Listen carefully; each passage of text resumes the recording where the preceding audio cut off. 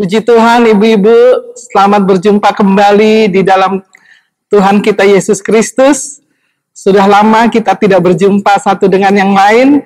Saya percaya kasih Tuhan menyertai kita semua sehingga saudara dan saya tetap dalam keadaan sehat dan tinggal tetap semangat di dalam mengiring akan Tuhan. Puji Tuhan, hari ini kita masih ada di dalam suasana Paskah, di mana beberapa hari yang lalu kita merayakan hari kematian dan kebangkitan Tuhan kita Yesus Kristus, karena kasih-Nya yang besar sehingga Dia mati untuk menyelamatkan jiwa saya. Saudara, sekalipun di luar sana begitu hal yang mungkin banyak orang menakutkan, tetapi kita tetap percaya bahwa kuasa Tuhan senantiasa ada menyertai kehidupan saya dan saudara, sehingga kita tetap terus mengikuti firman Tuhan, setia mendengar firman Tuhan, setia beribadah kepada Tuhan, sekalipun kita harus beribadah di rumah kita masing-masing. Tetapi semangat kita untuk mengiring akan Tuhan tetap bergelora di dalam kehidupan kita. Puji Tuhan.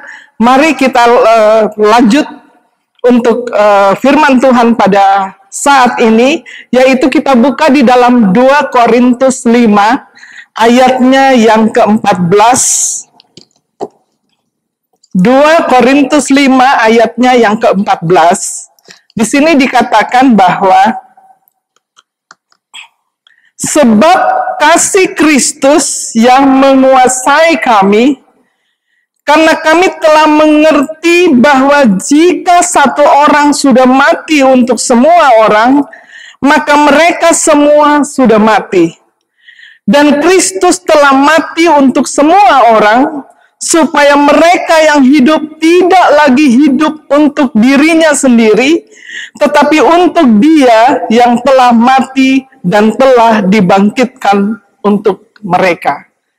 Saudara yang terkasih di dalam Tuhan kita Yesus Kristus, kasih Kristus mengubah kehidupan Paulus. Kasih yang datang kepadanya, Paulus yang dulunya bernama Saulus adalah seorang Farisi. Seorang yang menentang tentang ajaran kebenaran Yesus. Namun kasih Kristus mengubah cara pandang Paulus tentang kebenaran yang sejati. Sehingga Paulus boleh melihat bagaimana bukti nyata dari kasih Yesus yang sebenarnya. Di mana seorang diri berkorban untuk menebus segala dosa manusia. Sebagaimana kita ketahui bahwa Yesus mati di kayu salib untuk menebus segala dosa saudara dan saya. Saudara, kalau kita perhatikan, kita simak tentang firman Tuhan ini, betapa besar kasih Allah akan dunia ini. Betapa besar kasih Yesus di dalam kehidupan saya dan saudara. Dia rela mati untuk menebus kehidupan saya yang penuh dengan dosa, untuk masuk di dalam terangnya yang ajaib. Demikian juga Paulus diubah oleh Tuhan ketika dia mengenal bahwa Yesus itu adalah Tuhan yang rela mati untuk menebus segala dosa-dosa kita. Dan biarlah itu juga menjadi bahagian di dalam kehidupan saya dan saudara. Sekalipun kita sudah menjadi anak-anak Tuhan, tetapi biarlah kehidupan kita kehidupan yang diubah oleh Tuhan. Kehidupan yang diubah dengan cara hidup kita sesuai dengan cara Kristus. Sehingga saudara, kita boleh menikmati kebaikan-kebaikan Tuhan di dalam kehidupan saya dan ibu-ibu. Puji Tuhan. Di dalam Amsal 12 ayatnya yang ke-28 kita lihat di sana. Amsal 12 ayatnya yang ke-28, di jalan kebenaran terhadap hidup, tetapi jalan kemurtadan menuju maut. Artinya keselamatan yang Tuhan berikan di dalam kehidupan saya dan saudara. Membawa saudara hidup di dalam kebenaran yang sejati. Membawa saudara dan saya untuk hidup di dalam kasih Tuhan. Kasih yang sempurna. Kasih yang dikerjakan oleh Tuhan dengan tulus. Seringkali memang sebagai manusia, kalau kita kembali kepada diri kita di dalam kehidupan kita sehari-hari, mungkin kita akan mengatakan, ya itu kan Tuhan. Mana mungkin kita dapat melakukan hal itu. Tetapi kita belajar kepada Paulus, seorang yang begitu jahat sebelumnya, tetapi dia boleh diubah oleh Tuhan menjadi orang yang mau melayani Tuhan. Dan biarlah ini juga menjadi teladan buat kehidupan saya dan saudara. Supaya kehidupan kita, kehidupan yang berjalan di dalam kebenaran Allah. Sehingga dikatakan kalau kita melihat di ayat yang ke-15, dan Kristus telah mati untuk semua orang, supaya mereka yang hidup tidak lagi hidup untuk dirinya sendiri, tetapi untuk Dia yang telah mati dan telah dibangkitkan untuk mereka. Sebab itu kami tidak lagi menilai seorang juga pun menurut ukuran manusia. Dan jika kami pernah menilai Kristus menurut ukuran manusia, sekarang kami tidak lagi menilainya demikian.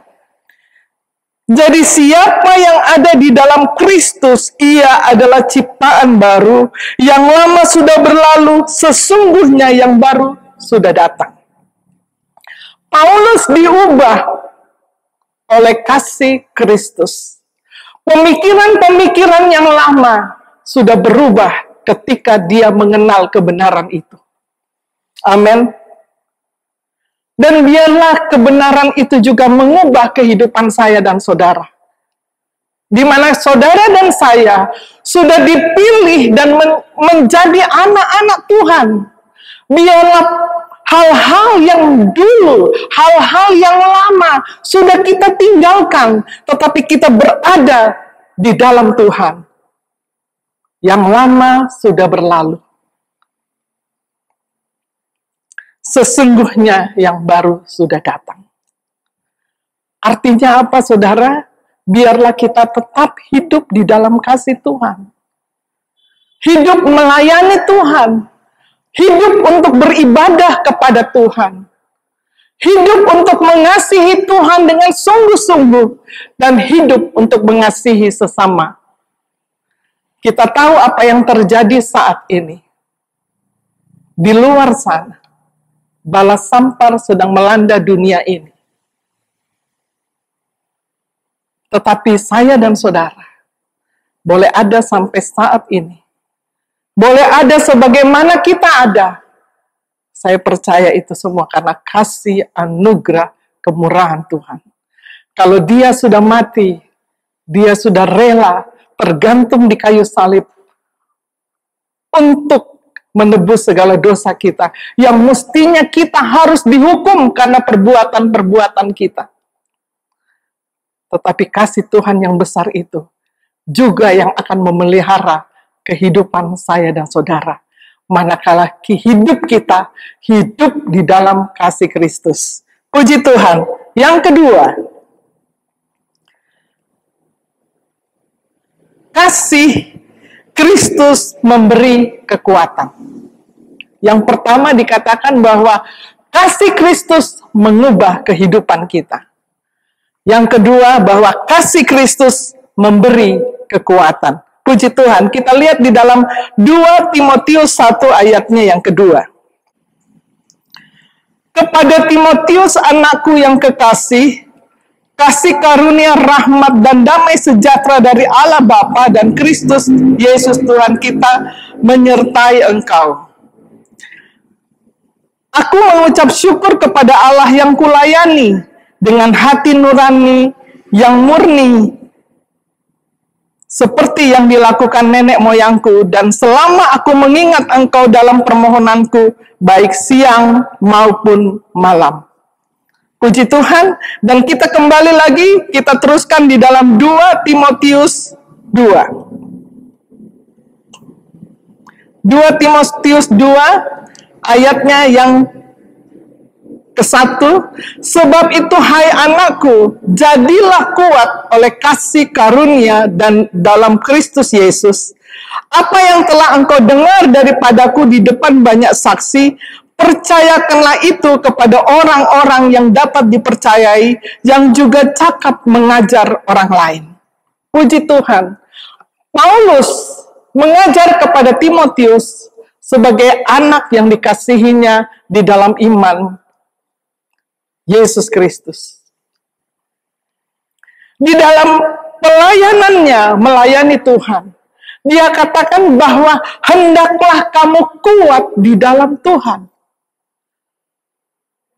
Sebagai orang-orang percaya, sebagai anak-anak Tuhan, bahwa kehidupan kita tidak selamanya mulus. Tidak selamanya hidup kita hidup dengan senang. Hidup dengan berkelimpahan harta benda. Tetapi ada saat-saatnya kita masuk di dalam situasi yang membuat kita menderita. Di dalam melayani Tuhan, mungkin juga kita mengalami hal-hal yang membuat kita menderita. Tetapi bukankah firman Tuhan Yesus katakan mengikut Yesus pikul salib? Artinya setiap kita anak-anak Tuhan, bukan berarti kita harus menderita, tetapi kasih Tuhan itu memampukan kita di dalam penderitaan itu. Amin. Sebab itu, Paulus menekankan kepada Timotius, supaya dia tidak jemu-jemu untuk bersemangat di dalam melayani Tuhan. Ketika Timotius saat itu ada di dalam pelayanan di Efesus. Dan Paulus berada di dalam pelayanannya di Makedonia. Dia memantau terus pelayanan daripada Timotius. Dia memberikan semangat kepada Timotius untuk terus melayani Tuhan, untuk terus mengikut Tuhan, sekalipun kadangkala mengalami penderitaan. Saudara, ini pun menjadi pelajaran bagi saya dan saudara. Sekalipun di dalam kehidupan ini ada banyak hal yang membuat kita menderita. Tetapi kalau kita ingat kasih Yesus yang sudah menderita di kayu salib, darahnya tertumpah untuk menebus segala dosa kita, tidak sebanding dengan apa yang sudah dikerjakan oleh Tuhan. Amin. Sebab itu kita mau bersyukur. Sekalipun banyak hal, banyak masalah mungkin yang kita hadapi, sebagaimana yang terjadi di luar sana ya. Balas sampar sedang melanda dunia ini. Tetapi satu hal, kalau kasih Kristus itu ada di dalam kehidupan kita, maka dikatakan hendaklah kamu kuat di dalam kekuatan kuasanya. Artinya kuasa Tuhan itu yang memampukan kita untuk bersemangat, memiliki pengharapan lebih dari segala-galanya, sebab kita memiliki Tuhan yang maha besar. Dia yang sudah menyelamatkan saya dan saudara. Dia juga tidak pernah membiarkan kita, asalkan kita hidup di dalam kebenarannya. Puji Tuhan. Yang ketiga, kasih Kristus menutupi segala dosa. Kita buka di dalam 1 Petrus 4 ayatnya yang ke-8. Tetapi yang terutama kasihilah sungguh-sungguh seorang akan yang lain, sebab kasih menutupi banyak sekali dosa. Artinya apa, saudara? Di dalam kasih bukan hanya perkataan, tetapi di dalam kasih ada perbuatan. Kalau kita hanya berkata kita mengasihi, tetapi hanya keluar dari mulut saja, itu hanyalah kalau anak-anak sekarang bilang ongdo, ngomong doang. Tetapi kasih yang sesungguhnya yang Tuhan mau, supaya kita mengasihi Tuhan, mengasihi sesama dengan perbuatan. Apa yang terjadi di luar sana, saudara? Mungkin kita tidak dapat memberi dengan uang, tetapi kita melihat bagaimana dokter-dokter, perawat-perawat yang sedang berjuang di luar sana untuk menolong sesama yang terkena wabah penyakit COVID-19 ini. Mungkin kita tidak bisa membantu mereka, tetapi kasih yang diajarkan oleh Tuhan untuk membawa kita berdoa kepada mereka. Supaya kita melihat, saudara, bagaimana negara ini, bagaimana bangsa ini, bagaimana dunia ini ditolong oleh Tuhan. Bagian saya dan saudara adalah kasih yang mungkin kita tidak seperti Tuhan mau berkorban untuk dirinya, tetapi kita mau berdoa buat saudara-saudara kita, baik yang seiman, baik yang di luar sana yang mungkin sedang terkena sakit penyakit, supaya Tuhan menolongnya. Kita melihat bagaimana di dalam Markus 14 ayat yang ketiga. Markus 14 ayatnya yang ketiga, di sana ada seorang wanita yang datang kepada Yesus.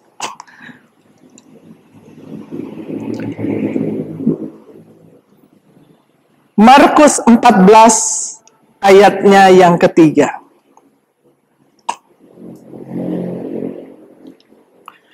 Ketika Yesus berada di Betania, di rumah Simon si kusta, dan sedang duduk makan, datanglah seorang perempuan membawa suatu buli-buli pualam berisi minyak narwastu murni yang mahal harganya.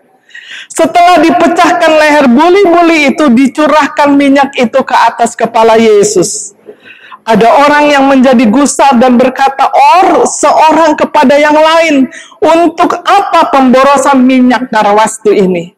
Sebab minyak ini dapat dijual 300 dinar lebih dan uangnya dapat diberikan kepada orang-orang miskin. Lalu mereka memerahi perempuan itu. Saudara, kalau kita lihat, perempuan ini datang kepada Yesus dengan membawa minyak narwastu. Dikatakan minyak itu adalah minyak yang memiliki wangi yang luar biasa, bahkan harganya sangat mahal.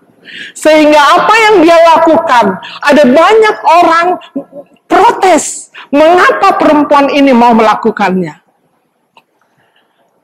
Kita bisa lihat di sini, bahwa kasih yang ada di perempuan ini, dia rela berkorban, sebab dia tahu siapa Yesus.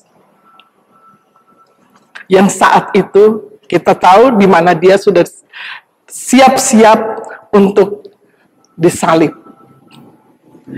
Tetapi kasih perempuan ini, dia mengurapi kepala Yesus. Satu perbuatan yang luar biasa.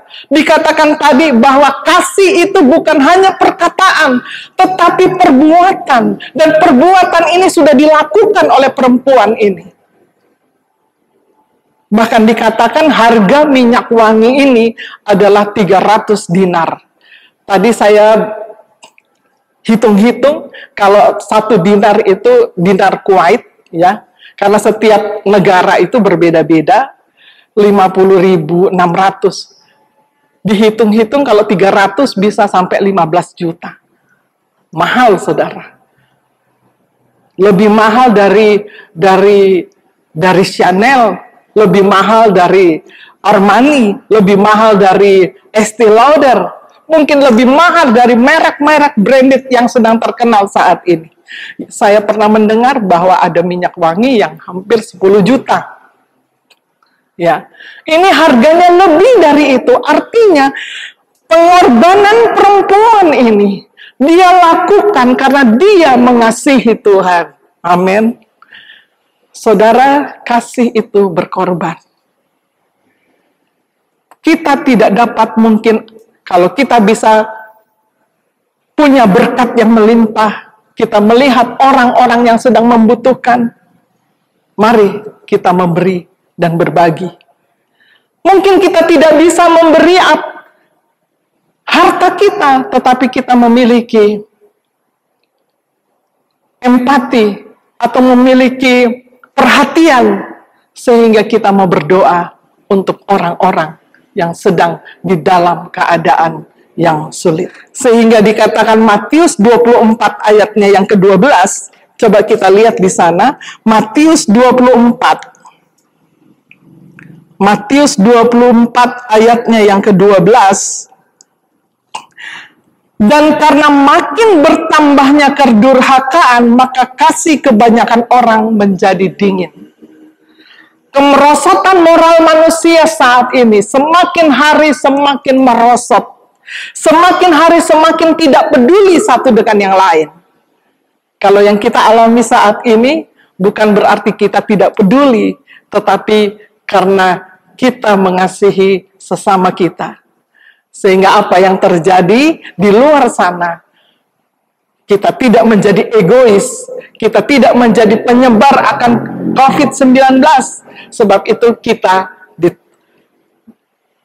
disuruh untuk tinggal di dalam rumah. Saudara, saat ini kita harus tinggal di dalam rumah, tetapi biarlah sekalipun kita tinggal di dalam rumah, kasih kita kepada Tuhan tidak pernah sirna. Kita tetap berhubungan terus kepada Tuhan.